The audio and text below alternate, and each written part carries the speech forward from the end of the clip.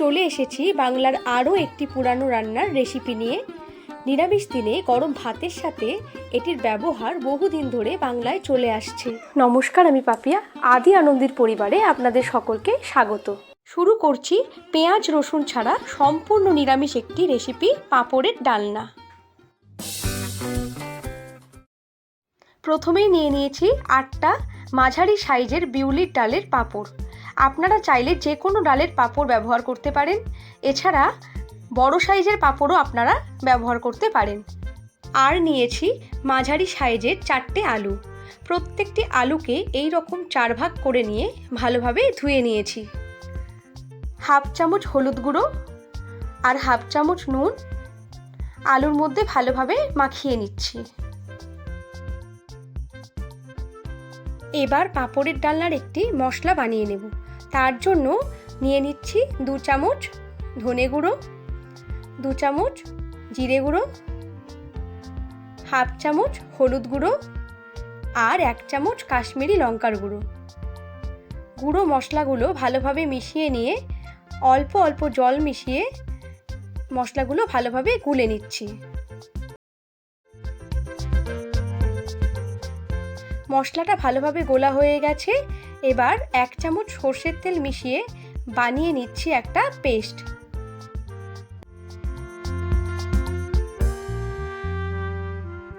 চলে আসছি রান্নার মূল পর্যায়ে। গ্যাসে কড়াই গরম করে দিয়ে দিলাম 4 টেবিল স্পুন সর্ষের তেল। আমি সম্পূর্ণ রান্নাটা এই তেলেই করব। তেল গরম হয়ে গেছে, এবার ভেজে নেব পাঁপড়গুলো।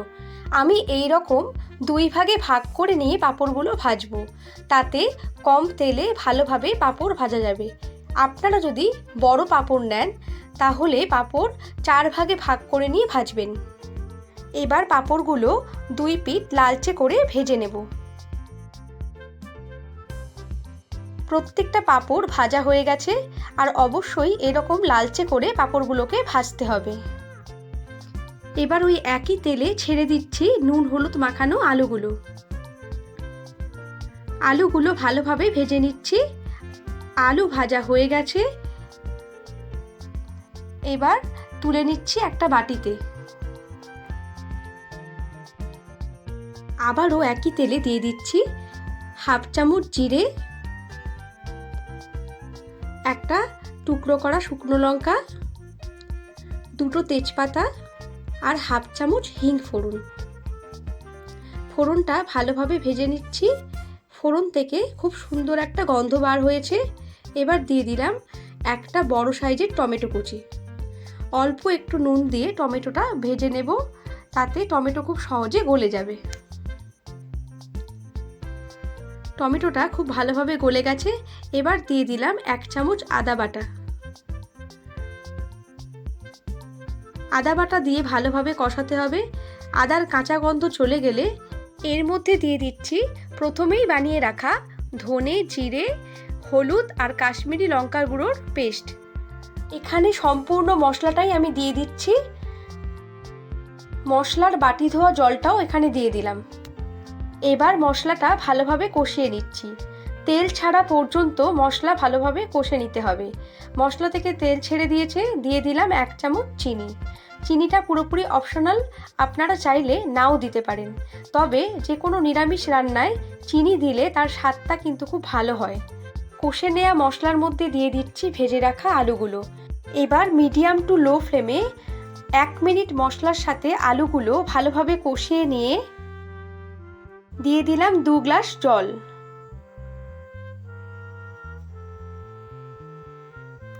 জলটা ভালোভাবে মশলার সাথে মিশিয়ে নিয়ে দিয়ে দিলাম স্বাদ মতো নুন। জলটা এখানে আমি একটু বেশিই দিয়েছি, কেননা ঝোলের মধ্যে যখন পাঁপড়গুলো ফোটাবো তখন পাঁপড়ের মধ্যে অনেকটাই ঝোল টেনে নেবে।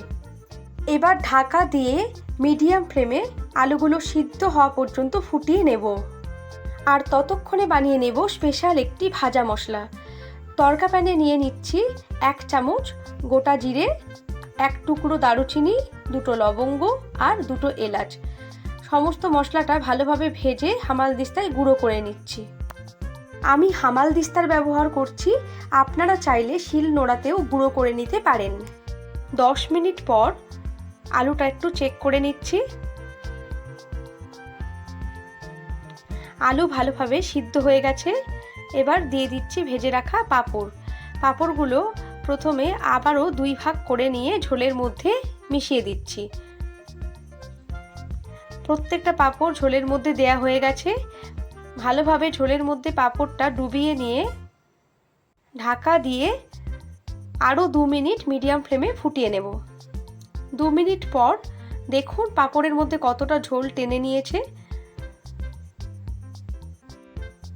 এবার দিয়ে দিচ্ছি 1 চামচ ঘি আর ভেজে রাখা মশলার গুঁড়ো। এখানে সমস্ত মশলাটাই আমি দিয়ে দিলাম। আর দিয়ে দিচ্ছি কিছুটা ধনেপাতা কুচি। মশলাটা ভালোভাবে মিশিয়ে নিয়ে গ্যাসের ফ্লেম অফ করে ঢাকা দিয়ে 5 মিনিট রেখে দিলেই তৈরি হয়ে যাবে সুস্বাদু পাঁপড়ের ডালনা। রেসিপিটি ভালো লাগলে অবশ্যই লাইক, কমেন্ট, শেয়ার আর আমার চ্যানেলটিকে সাবস্ক্রাইব করার অনুরোধ রইল। আগামী সপ্তাহে ফিরে আসছি আরও একটি নতুন রেসিপি নিয়ে। আপনারা সবাই ভালো থাকুন, সুস্থ থাকুন। ধন্যবাদ।